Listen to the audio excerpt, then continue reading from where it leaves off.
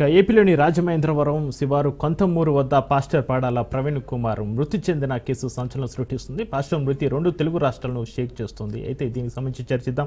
సల్మాన్ రాజు గారు వినిపిస్తుందా? వినబడుతుంది, చెప్పండి సార్. పాస్టర్ ప్రవీణ్ గారు చివరిసారిగా రాజమండ్రికి చెందిన రామ్మోహన్ తోటి మాట్లాడిన పరిస్థితి, అసలు అతనితోటి ఏం మాట్లాడిండు అనేది పోలీసులు ఆ విధంగా దర్యాప్తు చేస్తే ఇంకొన్ని విషయాలు తెలిసే అవకాశం ఉంటుంది కదా. యాక్చువల్గా అండి, ఈ రామ్మోహన్ అనే ఆయన దగ్గర 15 సంవత్సరాల నుంచి పనిచేస్తున్నారు సార్. ఓకే. ఆయన ఏంటంటే ఆయన మినిస్ట్రీలో ప్రవీణ్ గారి మినిస్ట్రీలో ఈయన 15 సంవత్సరాల నుంచి పనిచేస్తున్నారు ఆయనకు అసిస్టెంట్ గా. అయితే బొమ్మూరులో ఈయన ఉంటారు. ఈయన తర్వాత ఆయన రాజమండ్రి చుట్టుపక్కలకి ఎప్పుడైనా వస్తే వారిని మీటింగ్ ప్లేస్ కి తీసుకెళ్ళడం, వారి పనులు చూడడం ఇవన్నీ ఆయన చేస్తుంటాడు అనమాట. ఆయన బాగా నమ్మిన వ్యక్తి ఆయన. అయితే నాకు తెలిసిన విషయం ఏంటంటే ఈయన ఇంచుమించుగా 4 గంటలకి విజయవాడ వచ్చినట్టు. మరి విజయవాడలో ఆ విజయవాడ నుంచి ఆ ఫోన్ కనెక్ట్ అవ్వలేదు. తర్వాత 7 గంటల 9 గంటల వరకు ఫోన్ కనెక్ట్ అవ్వలేదని తెలిసింది. అయితే బహుశా ఏదైనా ఇండోర్ మీటింగ్ లో ఉంటారేమో అని. ఎందుకంటే జనరల్ గా చర్చెస్ లో అయితే మీటింగ్స్ కి వెళ్తుంటారు ఈయన. ఒకవేళ ఏదైనా మీటింగ్ లో ఉంటారేమో అని ఈయనేమో ఒక మెసేజ్ కూడా పెట్టారట. ఈయన అంటే వైఫ్ మాట్లాడుతుంది, కంగారు పడుతున్నారని మెసేజ్ పెట్టారట. మెసేజ్ పెడితే రాత్రి 9 గంటలకి ఆయన 9:10 నిమిషాలకి ఆవిడతో కాంటాక్ట్ అయ్యి, వైఫ్ తో కాంటాక్ట్ అయ్యి నేను బాగానే ఉన్నానని చెప్పారట ఆయన. మరి తర్వాత అక్కడి నుంచి మళ్ళీ ఇది అవుట్ ఆఫ్ కాలింగ్ ఏరియా వచ్చింది అది. మరి తర్వాత ఇది మనకి 2 ఇన్సిడెంట్లు గా మనం చూడాలండి, 2 ఇన్సిడెంట్లు గా చూడాలి ఇది. ఎందుకంటే మన కొంతమూరు దగ్గర ఇన్సిడెంట్ ఒకటి. ఎందుకంటే కొవ్వూరు దగ్గరికి వచ్చేటప్పటికే హెడ్ లైట్ పనిచేయట్లేదు. మరి హెడ్ లైట్ కూడా పగిలినట్టుగానే ఉన్నట్టు, దగ్గర నుంచి చూస్తే హెడ్ లైట్ కూడా పగిలినట్టుగానే ఉండదు. మరి విజయవాడ నుంచి కొవ్వూరు వచ్చే లోపల ఎక్కడైనా ఏదైనా జరిగిందా అది?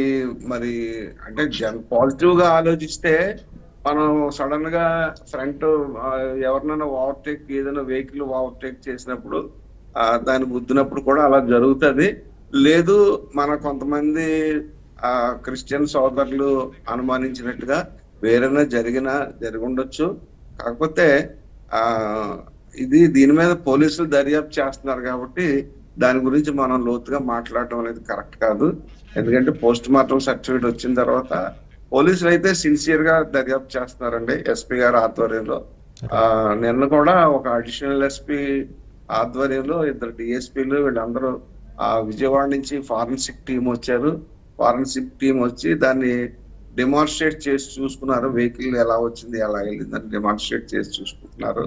కొంతమంది క్రైస్తవ సోదరులు వాళ్ళు కూడా ఫాలో అవుతూనే ఉన్నారండి. ఎందుకంటే ఇది కరెక్ట్ గా నిజాన్ని తేల్చాలి అంతే తప్ప ఎవరి మీద నిందించడానికి, లేకపోతే ఎవరినో మేమేదో క్రిస్టియన్స్ అందరూ ఇది హత్య అన్నంత మాత్రాన హత్య అయిపోదు, ఇది యాక్సిడెంట్ అన్న మాత్రాన యాక్సిడెంట్ అయిపోదు. ఏది ఏమైనా నిజాన్ని తేల్చాల్సిన బాధ్యత పోలీసులు కాబట్టి పోలీసులు సిన్సియర్ గానే పనిచేస్తున్నారండి.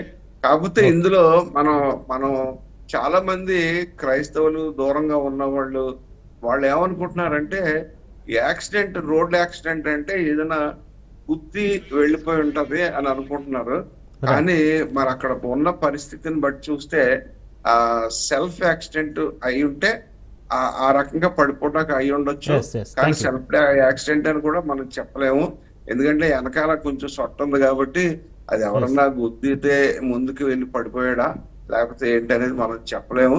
కాకపోతే దీంట్లో పోలీసు చాలా సిన్సియర్ గా ఇన్వెస్టిగేషన్ చేస్తున్నారండి. ఇన్వెస్టిగేషన్ చేస్తున్నారు. అతి కొద్ది రోజుల్లో మనకి ఫ్యాక్ట్స్ తెలుస్తాయి. కాబట్టి ఈ లోపల రకరకాల కథనాలు అల్లేసి మరి చాలా మంది యూట్యూబర్స్ కొంతమంది అయితే పాపం రామ్మోహన్ 15 సంవత్సరాల నుంచి ఆయన దగ్గర పనిచేస్తుంటే కొన్ని యూట్యూబ్ క్యాప్షన్ ఆయన థంబ్నెయిల్స్ పెట్టి ఆయన మీద అనుమానిస్తూ థంబ్నెయిల్స్ పెట్టేస్తున్నారు. అది చాలా దారుణమైన విషయం అది. కాబట్టి సంయమనం పాటించాలని రైట్, థ్యాంక్ యూ సల్మాన్